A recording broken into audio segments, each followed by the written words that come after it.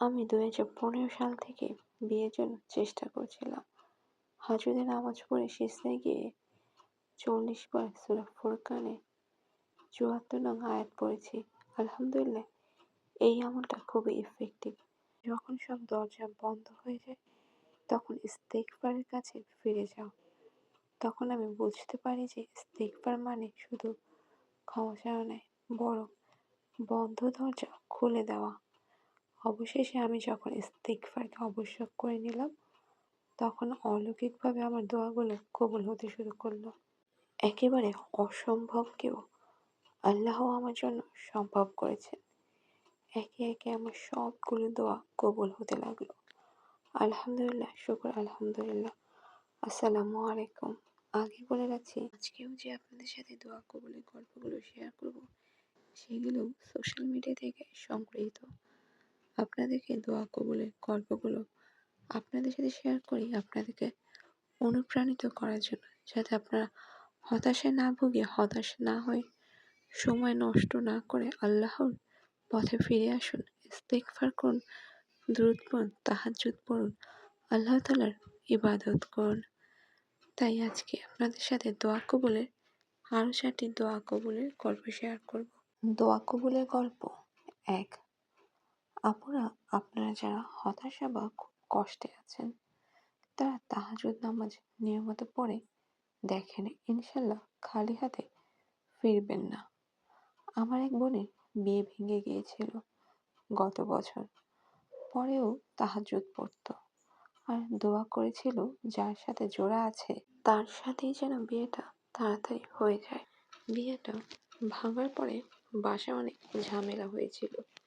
কি অমানসিক কষ্ট সহ্য করতে হতো সেটা আমাকে বলতো সব সময়।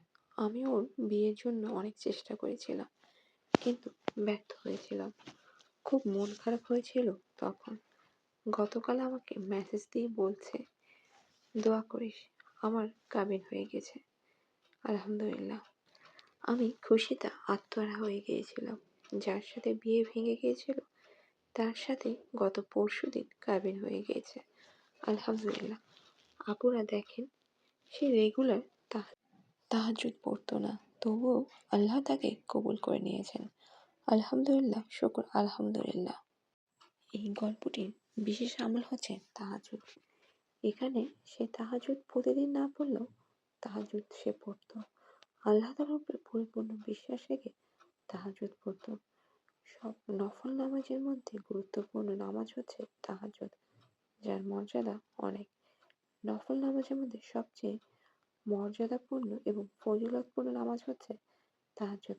আল্লাহ তাআলা আমাদের সকলকে তাহাজ্জুদ নামাজ পড়ার তৌফিক দান করুন। আমিন সুম্মা আমিন। দ্বিতীয় দোয়া কবুলের গল্প। আমি 2015 সাল থেকে বিয়ের জন্য চেষ্টা করছিলাম। আল্লাহর কাছে বলতাম, দোয়া করতাম, কিন্তু দোয়া কবুল হচ্ছিল না। 2019 সালের দিকে এসে তো খুবই সিরিয়াস হয়ে গিয়েছি বিয়ের জন্য। মানসিক অস্থিরতা, হতাশা, ডিপ্রেশন সব কিছু মিলে জীবনটা বিষিয়ে উঠেছিল। আল্লাহর কাছে কাকুতি মিনতি করে বলতে থাকলাম, বিয়ের জন্য কত রাকাত নফল নামাজে পড়েছি তার কোনো হিসেব নেই। তারপরও দোয়া কবুল হচ্ছিল না। দোয়া কবুলের সময়গুলোতে দোয়া করতে শুরু করলাম। ইফতারের আগে, আজান ও ইকামতের মধ্যবর্তী সময়, বৃষ্টির সময়, শুক্রবার আসরের পর থেকে মাগরিবের আগ পর্যন্ত সময়টা নিজের জন্য রাখতাম, কারণ তখন দোয়া কবুল হয়।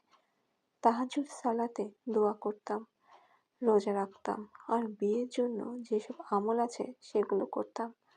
পাশাপাশি বদনজর ও বিয়ে বন্ধ করে রাখা জাদুর কুফরি জন্য রুকায়াও করতাম।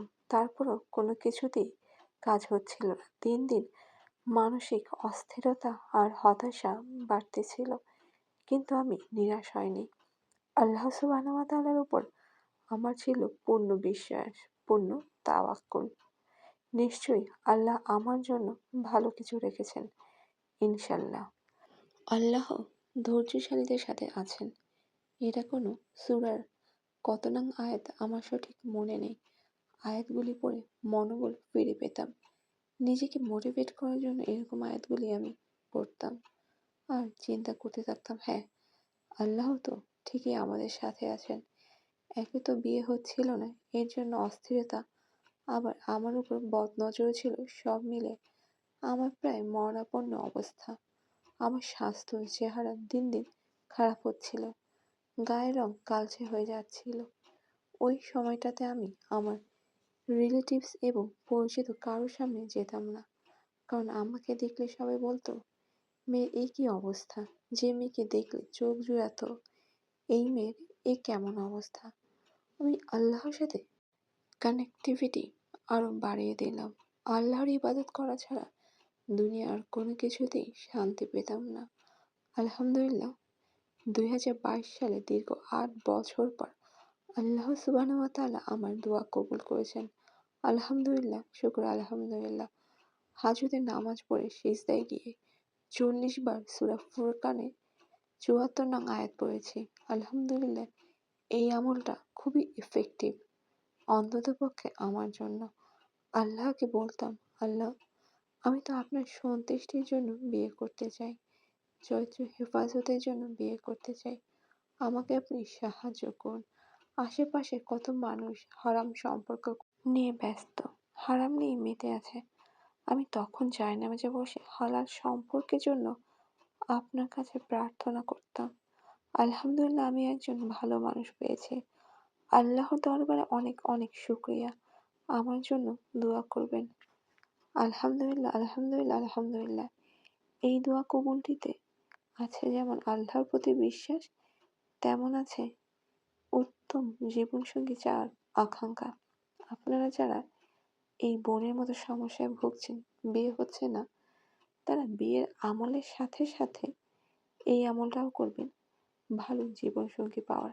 আপনার বিয়ে হয়ে গেল আপনার আমল করার পরে, আল্লাহ তাআলার কাছে চাওয়ার পরে, কিন্তু যেই আপনাকে দেওয়ার জন্য বসে আছে, যে পালনকর্তা সৃষ্টিকর্তা আপনাকে এত এত দিচ্ছে, তার কাছে কেন আপনি উত্তম জীবনসঙ্গী, উত্তম জীবন সঙ্গী চাচ্ছেন না, যার সাথে আপনি ইহকাল ও পরকালে শান্তিতে থাকতে পারবেন?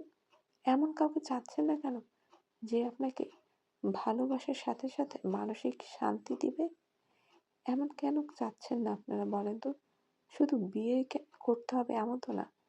আপনি বিয়ে করলেন কিন্তু ভালো জীবনসঙ্গী পাইলেন না, যে আপনাকে মারলো, বাবার কাছে টাকা আনতে বললো, যৌতুকের জন্য মারলো, যৌতুক আনতে বললো, এরকম জীবনসঙ্গী কি কাম্য?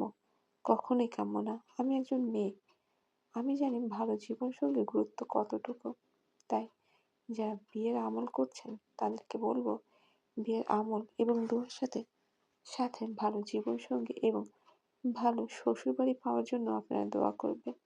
আল্লাহ তাআলা অবশ্যই অবশ্যই আমাদের দোয়া কবুল করবে, ইনশাল্লাহ। তৃতীয় দোয়া কবুলের গল্প। আমাদের রব যে এত দয়ালু, তা আমরা কখনোই কল্পনা করতে পারবো না। দীর্ঘ 1.5 বছর যাবৎ আমি শুধু আল্লাহ রাব্বুল আলামিনের কাছে চেয়েই গেছি। যখনই নামাজে দাঁড়াতাম, এমনিতেই চোখে পানি চলে আসতো। দোয়া কবুলের সময়গুলোকে কাজে লাগিয়ে কত যে আল্লাহর কাছে চেয়েছি। আজানের সময় ফজর নামাজ পড়ে, সিজদায় উঠতে বসতে, তাহাজ্জুদে, রোজার সময়, বৃষ্টির সময় কখনো দোয়া করা আমি বাদ দিইনি। বৃষ্টি শুরু হলেই দৌড়ে ছাদে গিয়ে আকাশের দিকে তাকিয়ে কত যে চোখের পানি ফেলেছি। শুক্রবার আসরের পরেও দোয়া করতাম। এত দোয়া করার পরেও কেন জানি আমার দোয়া কবুল হচ্ছিল না, কোনোভাবেই হচ্ছিল না। একটা সময় আমি খুবই হতাশ হয়ে পড়ি। তারপর আবার ভাবি, মুমিন তো কখনো হতাশ হয় না। মনে আশা নিয়ে আবার দোয়া করতে থাকি। অবশেষে যখন আমি ইস্তেগফারকে আবশ্যক করে নিলাম, তখন অলৌকিকভাবে আমার দোয়া কবুল হতে লাগলো। একেবারে অসম্ভবকেও আল্লাহ আমার জন্য সম্ভব করেছেন। একে একে আমার সবগুলো দোয়া কবুল হতে লাগলো। আলহামদুলিল্লাহ, আলহামদুলিল্লাহ, শুকর আলহামদুলিল্লাহ। যারা দোয়া কবুল না হওয়া নিয়ে হতাশা ভুগছেন, তারা বেশি বেশি ইস্তেগফার করুন আর সবরের সাথে আল্লাহর কাছে দোয়া করতে থাকুন। সঠিক সময়ে সকল দোয়া কবুল হবেই ইনশাল্লাহ। এই দোয়া কবুলের গল্পতে, এই দোয়া কবুলের গল্প যায়, তিনি কিন্তু বিভিন্ন সময় দোয়া কবুলের সময় দোয়া করতেন। আমি আমার এর আগেও কয়েকটি ভিডিওতে বলেছি, ইস্তেগফার হচ্ছে একটি ফিটকিরি বা মনে করেন সাবান, যা আপনার কাপড়ের ময়লাকে পরিষ্কার করবে বা আপনার খাবারের পানিকে পরিষ্কার করবে ফিটকিরির মতো। তারপর সেই পানি দিয়ে আপনি শরবত বানান, যা ইচ্ছে তা বানান, ট্যাঙ্ক বানান বা লেবুর শরবত বানান বা চা বানান বা দুধ গুলিয়ে খান। ওই ইস্তেগফার ঠিক এমনই, আমাদের আত্মার পরিশুদ্ধতার জন্য ইস্তেগফার সাবানের মতো এবং ফিটকিরির মতো কাজ করে। তাই যখন ইস্তেগফারকে আপনি আবশ্যক বানিয়ে নেবেন, দোয়া কবুল হওয়ার সম্ভাবনা বেড়ে যাবে। কারণ তখন আপনি থাকবেন পবিত্র, আর আল্লাহ তাআলার কাছে আপনি বারবার ক্ষমা চাচ্ছেন। আল্লাহ তাআলার কাছে আপনি আপনার গুনাহার জন্য ক্ষমা চাচ্ছেন। তাহলে তো অবশ্যই আল্লাহ তাআলা দোয়া কবুল করবেন ইনশাল্লাহ। আল্লাহ তাআলার উপর পূর্ণ তাওয়াক্কুল রেখে, আল্লাহ তাআলার উপর বিশ্বাস রেখে দোয়া করতেই থাকুন। ইনশাল্লাহ অতি শীঘ্রই আল্লাহ তাআলা আপনার দোয়া কবুল করবেন। চতুর্থ, দোয়া কবুলের গল্প। আমি অনেক চেষ্টা করছিলাম কিন্তু চাকরি পাচ্ছিলাম না। বারবার অ্যাপ্লাই করছিলাম কিন্তু হচ্ছিল না। আমি হতাশ হওয়া শুরু করেছিলাম। তারপর আমি আপনাদের পেজ পাই আর ইস্তেগফার সম্পর্কে জানতে পারি। আমি বুঝতে পারি যে যখন সব দরজা বন্ধ হয়ে যায় তখন ইস্তেগফারের কাছে ফিরে যাও। আমার আর কিছু হারানোর ছিল না। তখন আমি প্রতিদিন ইস্তেগফার করা শুরু করি। আমি বেশি কিছু আশা করিনি, যদিও আস্তে আস্তে আমি হালকা অনুভব করা শুরু করি। তখন আমি আরো আশাবাদী হওয়া শুরু করি। আমার মনে হচ্ছিল আমার বোঝা কমে যাচ্ছে। 1 সপ্তাহ পরে আমাকে একটা কোম্পানি থেকে ইন্টারভিউয়ের জন্য ডাকা হয়। আমি ভুলেই গিয়েছিলাম ওই জায়গায় যে আমি অ্যাপ্লাই করেছিলাম। আমার ইন্টারভিউ যেমন অনেক ভালো হয় তেমনই আমি চাকরিটাও পেয়ে যাই। তখন আমি বুঝতে পারি ইস্তেগফার মানে শুধু ক্ষমা চাওয়া নয়, বরং এটি বন্ধ দরজাও খুলে দেয়। আলহামদুলিল্লাহ, শুকর আলহামদুলিল্লাহ। এই আমলের এই গল্পের মূল বিষয় হচ্ছে ইস্তেগফার। আপনি ইস্তেগফার করুন, আপনার আত্মাকে শুদ্ধ করুন, আল্লাহ তাআলা আপনার দোয়া কবুল করে নেবেন। এটাতেই তাই হয়েছে। তাই তো ইস্তেগফার নিয়ে একটি ভিডিও আমার চ্যানেলে আলাদা করে দেওয়া আছে, যেখানে ইস্তেগফার করলে আপনার জীবনে কী কী উপকারিতা আসতে পারে সেই বিষয়ে আলোচনা করা হয়েছে। আশা করি সেই ভিডিওটি আপনারা দেখে নেবেন। আল্লাহ তাআলা আমাদের সকলকে বেশি বেশি ইস্তেগফার করার তৌফিক দান করুন। আল্লাহ তাআলা আপনি আমাদের তওবা কবুল করুন। আস্তাগফিরুল্লাহাল্লাযী লা ইলাহা ইল্লা হুয়াল হাইয়ুল কাইয়্যুম ওয়া আতুবু ইলাইহি। প্রত্যেকটা গল্প আমি সোশ্যাল মিডিয়া থেকে পেয়েছি।